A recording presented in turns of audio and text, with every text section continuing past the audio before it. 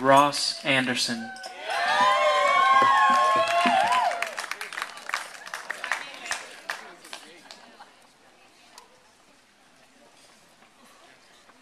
Ross, don't be nervous. Love you, Ross. Alright, I'm going to take this out here.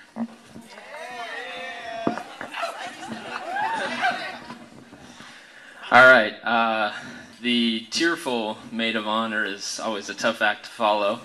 Kind of wish I'd had another drink, or three. I want to start out tonight by thanking our bride and groom, Franco and Ashley, and their families, in particular, Patty and Nicola, for putting on just an extraordinary event today.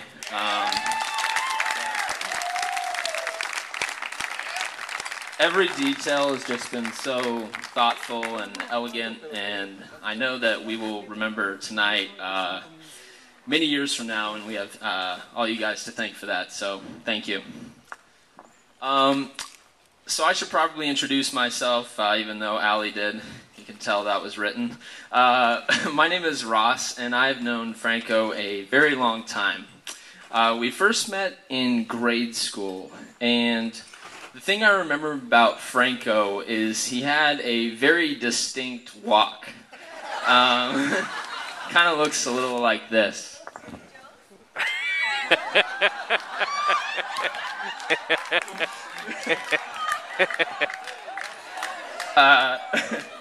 I will leave it to you to conclude whether that walk has followed him into adulthood. I'm not going to comment on that tonight.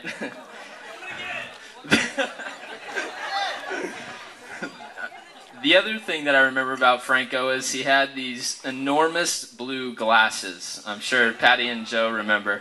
They were like riot gear. In fact, I kind of wish that, looking back on it, I had paid better attention at the lunch tables, because my sense is that he had to have like a feeding tube or something to eat with those things on. But other than that, Franco was a really cool kid. Much cooler than I, in fact, which is why I was distressed when we went our separate ways for junior high before reuniting in high school.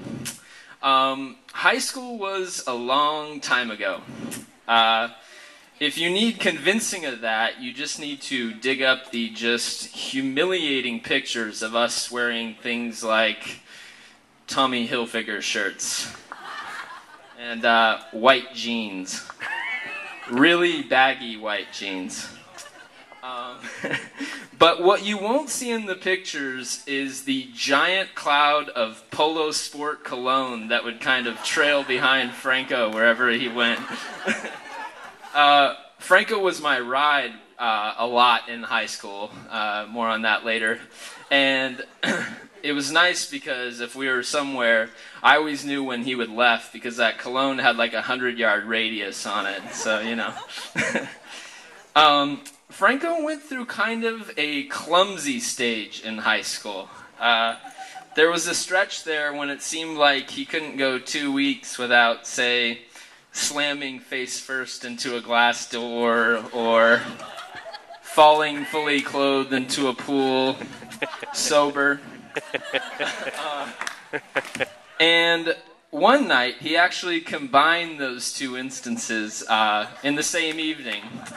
And it was really funny. The pool came first, so when he hit the door, it was almost like a marlin kind of hitting the deck of a boat. It's just super loud and wet.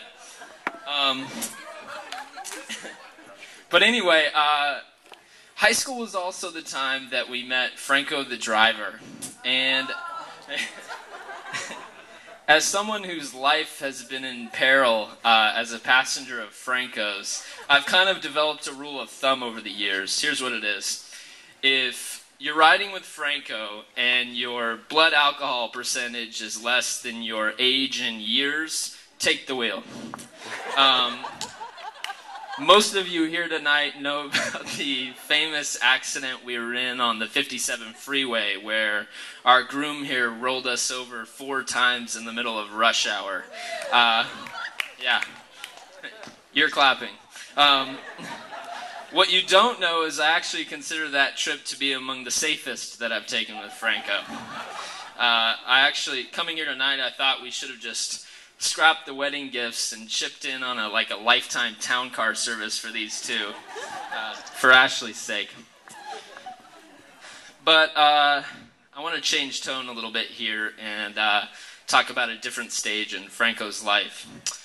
There was a real moment there after high school when, speaking from experience, I think a lot of us were in danger of losing our way. And in that time, Franco set a powerful example of achievement, going on to UCLA, powering through law school, working for the governor, back when that was a mark of distinction, and eventually becoming a successful attorney. And it was kind of like if you found yourself adrift, you could sort of look at what Franco was doing, and with a little help from him, you'd find your way. A guy really needs a friend like that. In fact, one of the great hopes I have for my very young son is that there is a Franco in his life besides this one. And then there's this latest stage, Franco in love. I'm certain that I'm not the only one here tonight on the groom side who, upon meeting Ashley, began to fear that our friend Franco might be punching a little bit above his weight. Figuratively speaking. One of the many things Franco and I share, besides a robust hairline, don't laugh, is a degree in philosophy. And us philosophy people tend to be deeply skeptical by nature. And then I got to know Ashley, and I found her to be a woman of remarkable qualities and deep character.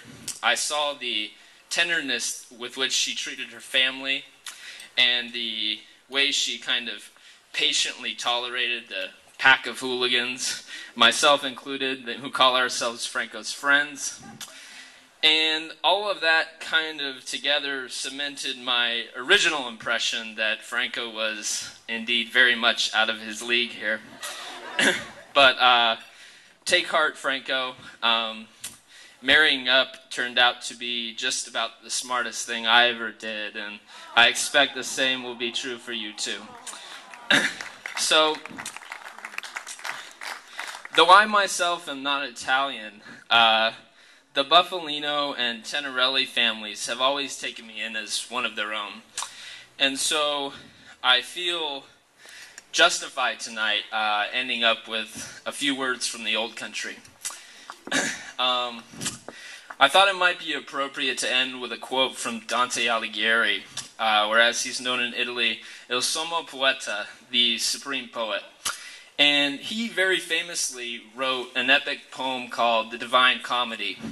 And it tells a story of Dante being led by Virgil, the Roman poet of antiquity, through hell, purgatory, and finally heaven in search of his true love, Beatrice. And he finds her in heaven, which in the poem is described as kind of like a night like tonight, just friends and family and pretty lights everywhere. And having led him there successfully, Virgil takes his leave, and he says to Dante in the Italian, "Ricordare stasera per l'inizio sempre," which means, remember tonight, for tonight is the beginning of always. Franco and Ashley, congratulations and cheers.